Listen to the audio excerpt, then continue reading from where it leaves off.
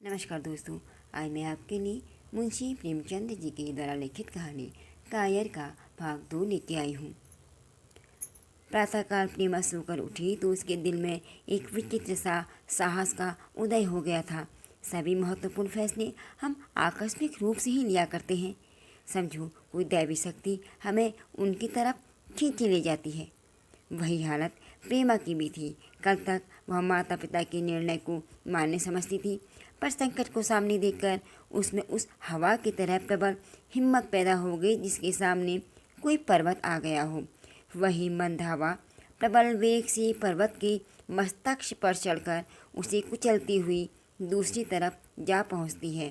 प्रेमा मन में सोच रही थी, माना यह देह माता पिता की है, मगर आत्मा तो मेरी है। मेरी आत्मा को जो भुगतना पड़ेगा वही इसी देह से भुगतना पड़ेगा। अब वह इस विषय में संकोच करना अनुचित ही नहीं बल्कि घातक समझ रही थी। अपने जीवन को क्यों एक झूठे सम्मान पर बलिदान करे। उसने सोचा, ब्याह का आधार अगर प्रेम न हो तो यह देह का विक्रय होगा। आत्मसमर्पण का क्या बिना प्रेम के हो सकता है। इस कल्पना से ही उसके मन में एक विद्रोह की भावना पैदा हो गई थी कि एक अनजान लड़के से उसका विवाह हो जाएगा। वह अभी नाश्ता करके कुछ पढ़ने ही जा रही थी। उसके पिता ने प्रेमा को पुकारा। मैं कल तुम्हारे प्रिंसिपल के पास गया था, वे तुम्हारी बड़ी प्रशंसा कर रहे थे। प्रेमा ने सरल भाव से कहा। आप तो यूं ही कहा करते हैं पिताजी। नहीं, सच। यह कहते हुए उन्होंने अपनी मेज के दराज से तथा एक मखमली चौखटों से जड़ी हुई एक तस्वीर निकालकर उसे दिखाते हुए बोले, यह युवक ICS की इम्तिहान में प्रथम आया है। इसका नाम तो तुमने सुना ही होगा। बूढ़े बाप ने ऐसी भूमिका बांध दी कि माँ उनका आशय समझ ही न सकी, मगर प्रेमा भाग गई। उसका मन तीर की तरह लक्ष्य पर जा पहुँचा। उसने बिना तस्वीर की ओर देखे ही कह दिया कि मैंने तो कभी इसका नाम सुना ही नहीं। पिता ने बनावटी हैरत से कहा, क्या तुमने इसका नाम नहीं सुना? आज के दैनिक पत्र में इसका चित्र और जीवन वृतांत छपा है। प्रेमा ने रुखाई से जवाब दिया, होगा, लेकिन मैं तो उस परीक्षा का कोई महत्व ही नहीं समझती हूँ।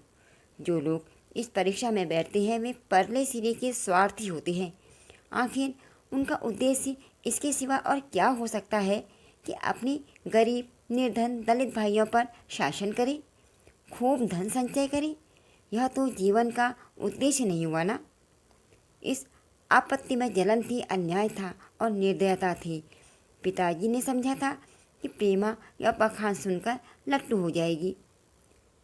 यह उत्तर सुनकर तीखे स्वर में बोले, तू तो ऐसी बातें कर रही है जैसे तेरे लिए धन और अधिकार का कोई मूल्य ही ना हो।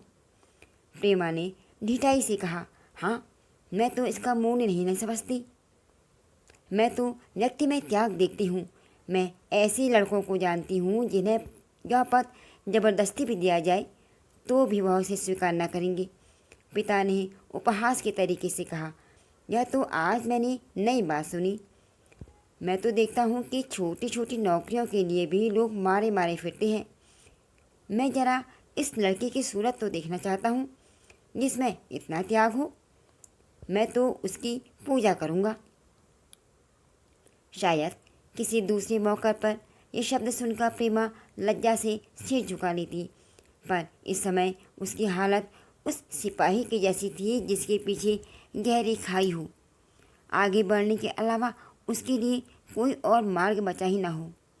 अपने आवेश को संयम से दबाती हुई आंखों में विद्रोह भरे वह अपने कमरे में चली गई तथा केशव के कई चित्रों में से एक चित्र चुनकर लाई जो उसकी निगाह में सबसे खराब था तथा पिता के सामने रख दिया। बूढ़े पिताजी ने चित्र की उपेक्षा के भाव से देखना चाहा, लेकिन पहली दृष्टि में ही उसने उन्हें आकर्षित कर लिया। ऊंचा कद का था तथा दुर्बल होने पर भी उसका गठन स्वास्थ्य और संयम का परिचय दे रहा था। मुख पर प्रतिभा का तेज न था, मगर विचारशीलता का कुछ ऐसा प्रतिबिंब था जो उसके मन में विश्वास पैदा करता था।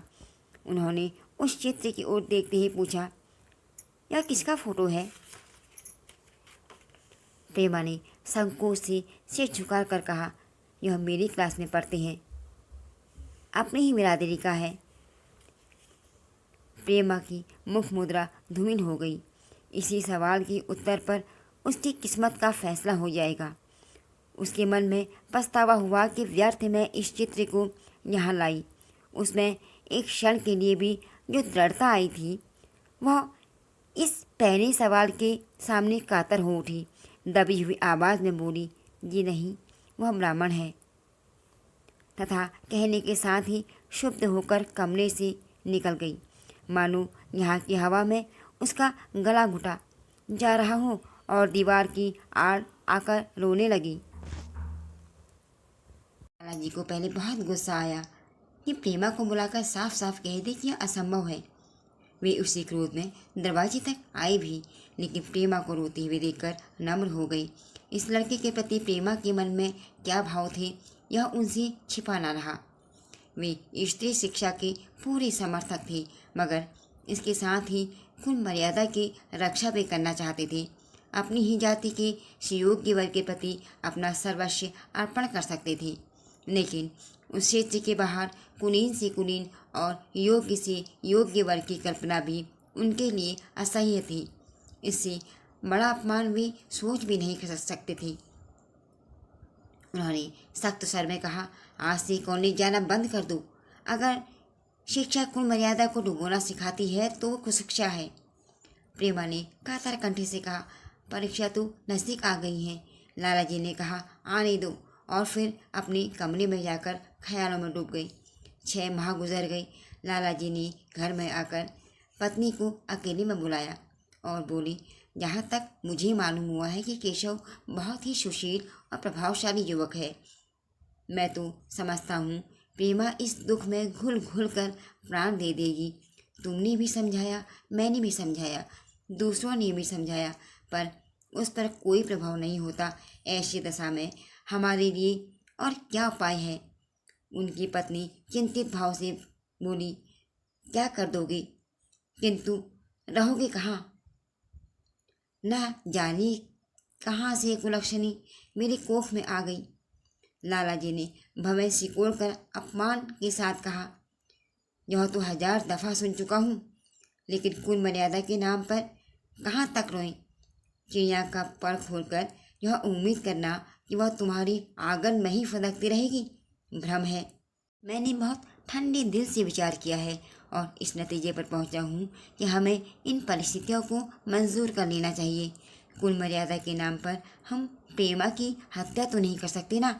दुनिया हंसती हो तो हंसे, किंतु यह ज़माना बहुत जल्द आने वाला है जब ये सभी बंधन टूट जाएंगी। आज भी अनेकों विवाह जात पात के बंधनों को तोड़कर हो चुके हैं। अगर विवाह का उद्देश्य स्त्री और मर्द का सुखमय जीवन है तो प्रेमा की उपेक्षा नहीं कर सकती। वृद्धा ने क्षुब्ध होकर कहा, जब तुम्हारी यही मर्जी है तो मुझसे क्या पूछती हो? लेकिन मैं कही देती हूँ कि मैं इस शादी के नज़दीक न आऊँगी, न कभी इस छोकरी का मुंह देखूँगी। समझ लूँगी जैसे और लड़के मर गए वैसे ये भी मर गई। तो फिर आखिर तुम क्या करने को कहती हो? आज के लिए बस इतना ही। कहानी आगे किस मोड़ पर जाती है सुनेंगे कायर भाग 3 में। तब तक के लिए नमस्कार, धन्यवाद।